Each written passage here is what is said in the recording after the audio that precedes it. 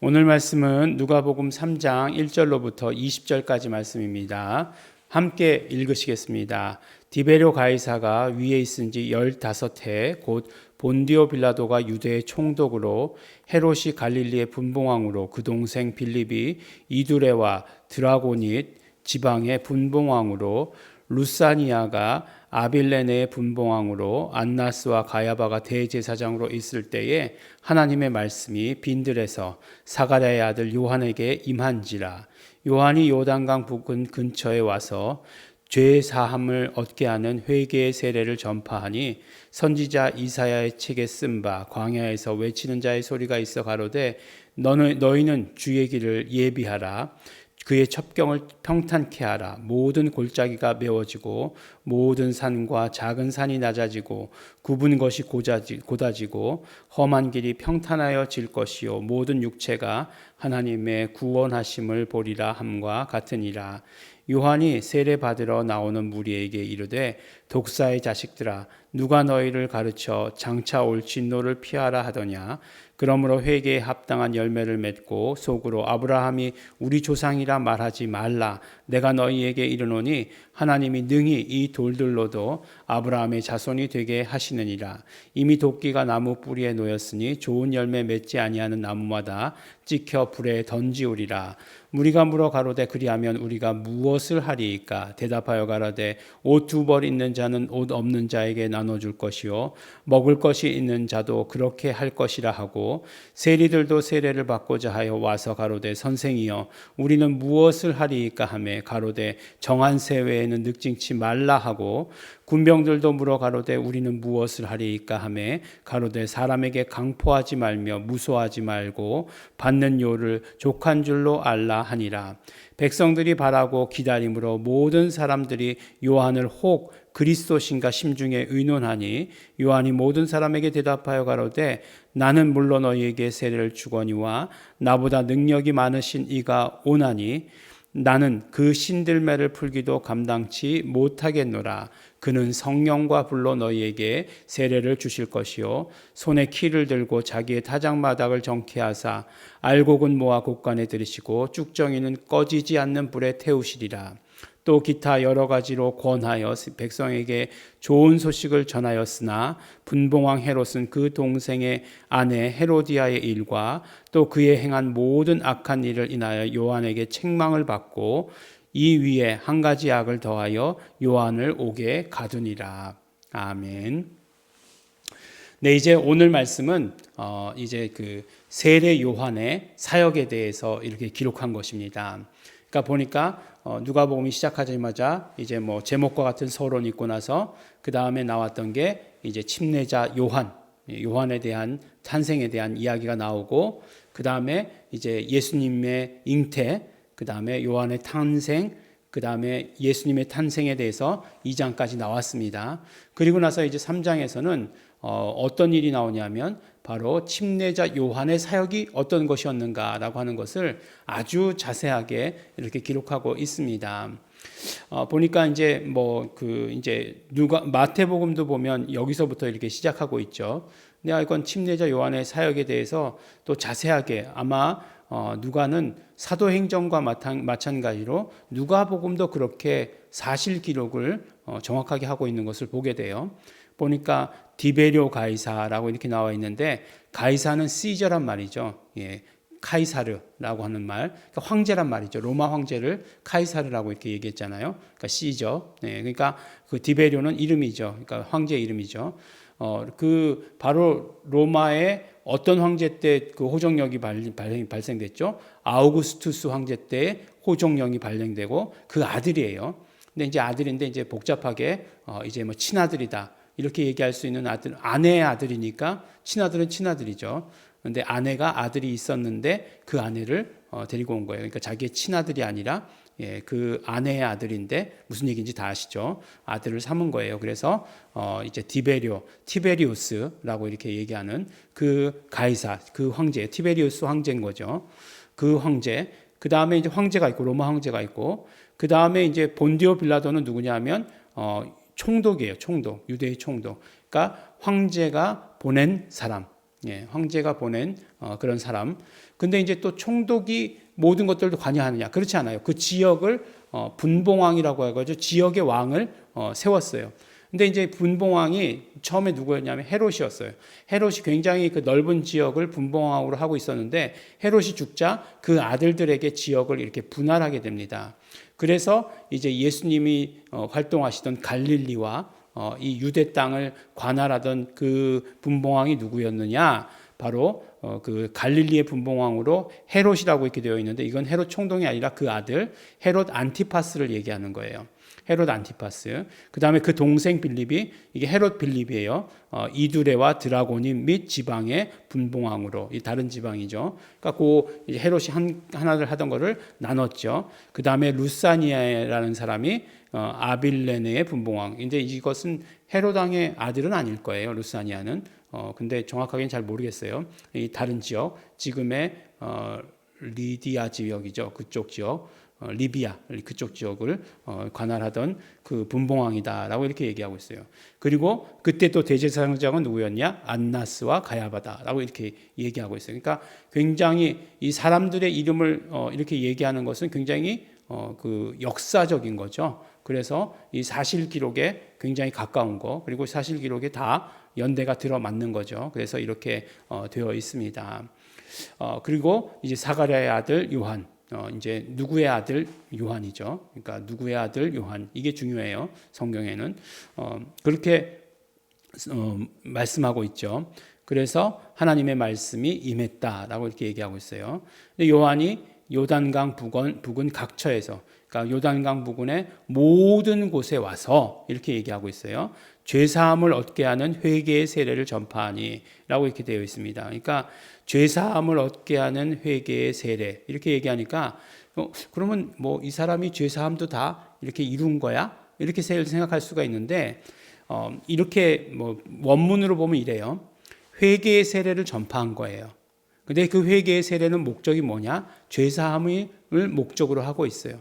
그러니까 죄사함을 목표로 해서 하는 회개의 세례예요. 예, 회개의 침례. 그러니까 잘 이해하셔야 되는 거죠. 그러니까 이렇게 언뜻 보면은 세례 요한이 그러면 그 침례를 받고 딱 올라오면 그게 그럼 죄사함을 얻는 거야?라고 이렇게 생각하기 쉽는데 그게 아니에요.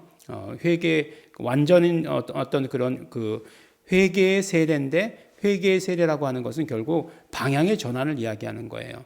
이게 메타노이아, 밥티스마 투 메타노이아인데 근데 그 메타노이아라고 하는 것은 결국 방향의 전환을 이야기하는 거예요. 그러니까 죄 사함을 향해서 방향을 전환했다라고 하는 것이에요.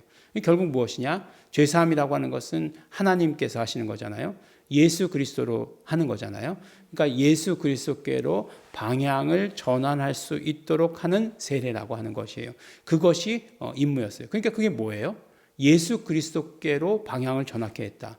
그러니까 예수 그리스도께로 방향을 향하도록 그 모든 일들을 미리 마련했다라고 하는 거죠. 그래서 이사야 선지자의 뭐 첩경을 평탄케 하라라고 하는 것이 이제 그 이야기인 거죠. 그래서 이제 뭐 말씀의 가운데 이건 완전히 시적인 그런 표현 아니겠습니까? 골짜기가 메워지고 산과 모든 산과 작은 산이 낮아지고 굽은 것이 좁아지고 험한 길이 평탄해지고 이렇게 얘기하고 있습니다.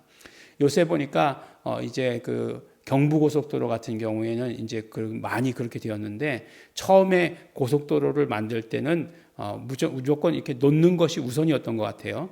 그래서 고속도로가 보니까 많이 이렇게 굽은 길도 곡선 길도 있고 그 다음에 이 높낮이가 심한 것들도 있고 그래요. 근데 이제 나중에 보서 그러니까 이게 고속도로가 이래서는 안 된다라고 생각한 것 같아요. 그래서 심한 곡선이 있는 것들은 이렇게 직선으로 만드는 그런 과정들을 하더라고요. 이제 뭐 경부고속도로 그 밑에 지방으로 가보시면 그런 공사들을 많이 해가지고 이미 이제 옛날 도로였던 것들은 못 쓰는 도로들로 이렇게 만들어 놓은 것들이 있어요. 예. 그러니까 이게 고속도로라고 하는 것의 의미죠. 예, 그 기능이죠. 그리고 제가 이제 자전거를 타지 않습니까? 이 자전거를 타면은 이게 그 아주 그 굴곡 같은 것들을 아주 몸으로 그냥 체험하면서 느낄 수 있게 돼요. 예, 그래서 이제 좋은 도로를 잘 관리하는 곳, 특히 이제 한강, 그다음에 제일 관리 잘하는 곳은 이제 양재천이에요. 양재천의 어느 부분이요? 타워팰리스 앞에 그 부분은 아주 잘 정리합니다. 그래서 보면은 거기는 공사하고 나면 그 다음에 울퉁불퉁해지잖아요. 아주 아스팔트를 그냥 싹 깔아버려요.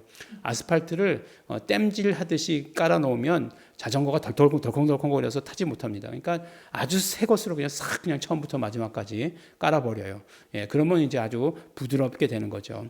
예, 그런 일이 요한의 일이었다라고 이렇게 얘기하는 거예요. 누구를 위해서? 예수 그리스도가 오시는 것을 위해서 그렇게 하는 것이에요. 그래서 회개에 합당한 열매를 맺고라고 이렇게 얘기하고 있어요.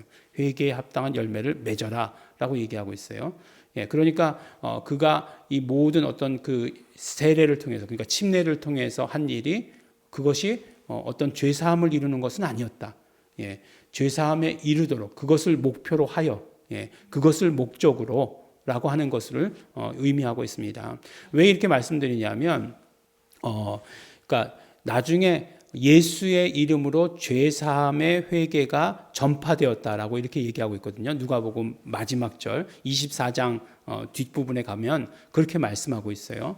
근데 이것하고가 죄사함을 얻게 하는 회개와 죄사함을 위한 회개가 같은 것으로 생각될 수 있는데, 그런데 아니에요. 이거는 회개의 세례가 중요한 거고, 예수님께서는 죄사함을 얻게 하는 회개를 전파했다라고 이렇게 얘기하는 거예요. 죄사함을 얻게 하는 회개가 전파되었다.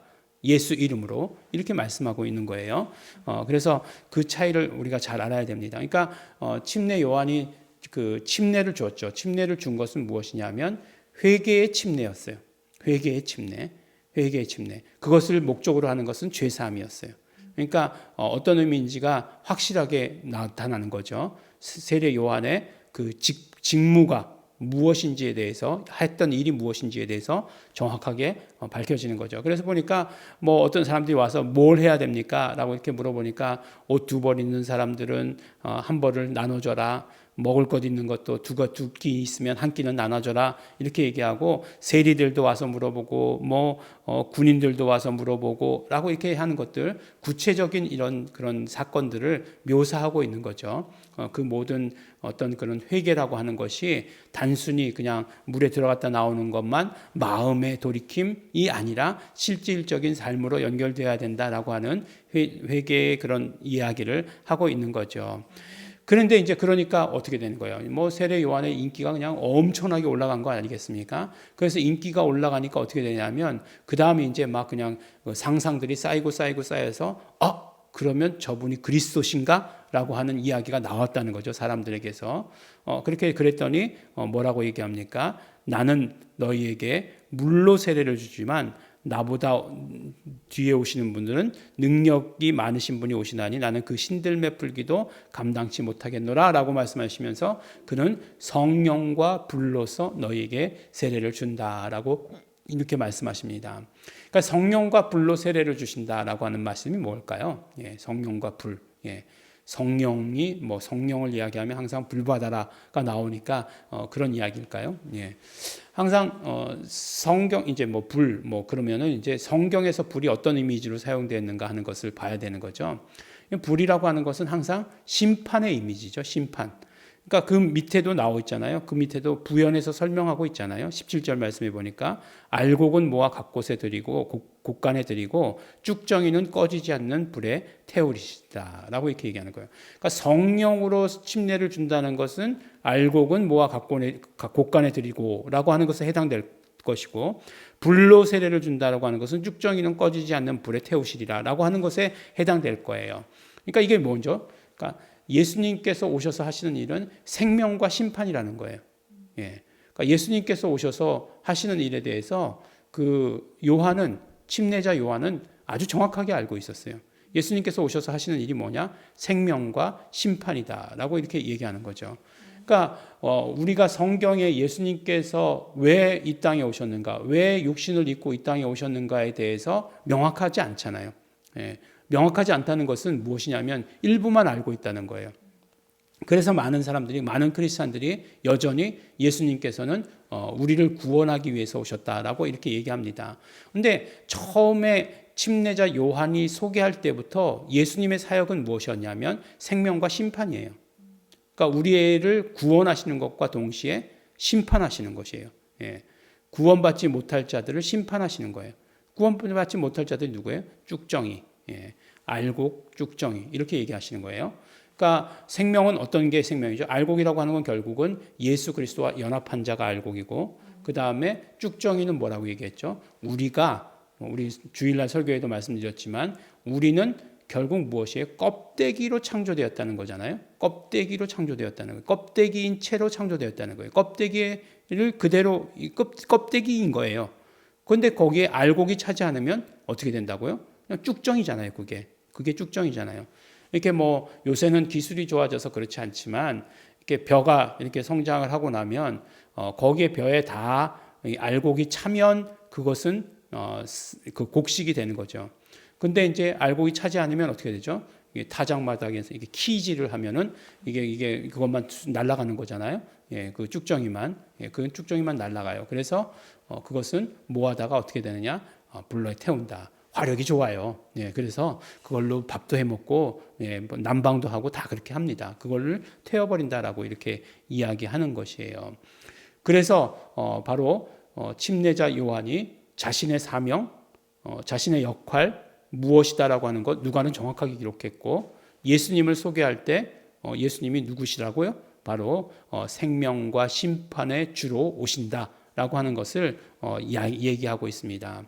그 다음에 이제 뭐 그 헤로디아의 일, 이거는 이제 나중에 얘기죠. 나중에 얘기인데 그 밑에다 이제 그 요한의 이야기가 나왔으니까 바로 쓴 거예요. 그 헤롯 안티파스가 헤롯 그 빌립의 아내였던 헤로디아를 이렇게, 그러니까 동생의 아내죠. 제수를 취한 거죠. 그래서 자기 아내로 만들어 버렸죠. 예, 그런 것에 대해서 이제 책망하다가 결국은 이제 죽게 되죠. 예, 그런 것들, 선지자적인 역할들을 이야기하고 있어요. 그러니까 세례 요한의 사역에 대해서 이렇게 처음부터 마지막까지를 기록하고 있습니다. 그러나 제일 중요한 사역은 무엇이에요? 예수님을 침례준 것인데 그것은 이제 내일 나오는 말씀이 되겠죠. 그렇게 말씀하고 있는 것을 우리가 들을 수 있습니다. 그래서 우리가 이거는 침례 요한의 사역에 대해서 썼구나라고 하지만 그가 어떻게 예수님을 소개했는가 잘 들어야 되고, 그 예수님을 소개한 것을 통해서 예수님의 모든 사역을 우리는 알 수 있게 되는 거죠. 그래서 그가 이제 이렇게 손가락을 예수님께로 가리키고 있는데 우리는 그 손가락 끝만 바라보면 안 되겠죠. 예, 성경을 바라볼 때 그런 우를 구하면 안 되겠죠. 그가 가리키고 있는 방향을 봐야 되는 거죠. 그가 가리키고 있는 예수 그리스도를 오늘도 우리 깊이 깨닫게 되시는 우리 성도 여러분 되시기를 예수 이름으로 또한 축원합니다. 기도하겠습니다. 하나님 아버지 감사합니다. 예수 그리스도께서 우리에게 생명과 심판의 주로 오신 것을 우리는 오늘 우리 침례자 요한의 증언을 통해서 그 말씀을 통해서 깨닫게 되었습니다. 하나님 아버지, 그러므로 우리가 오늘도 우리의 마음의 방향을 전환하게 하여 주시옵소서, 회개하게 하여 주시옵소서. 우리는 정말 예수 그리스도의 피로 말미암은 그 회개가 있는 것을 감사합니다. 예수의 피로 씻어 주시옵시고 깨끗게 하여 주시옵시고 우리의 모든 마음과 생각과 뜻이 오직 예수 그리스도께로만 향하게 하여 주시옵소서. 감사드립니다. 예수님 이름으로 기도드렸습니다. 아멘. 그러므로 우리 이 시간에 기도하실 때 우리가 언제나 성령님으로 충만하기를 소원합니다. 그래서 우리가 예수만을 바라보게 하여 주시옵소서. 예수님이 누구이신지 알고 예수님이 어떤 일을 하셨는지 오늘 더 깨닫게 하여 주시옵시고, 그러므로 예수 그리스도의 그 공로를 의지하여서 날마다 회개하고 예수님 다시 오시는 그 날을 바라보는 자 될 수 있도록 축복하시옵소서. 감사드립니다. 예수님 이름으로 기도드렸습니다. 아멘.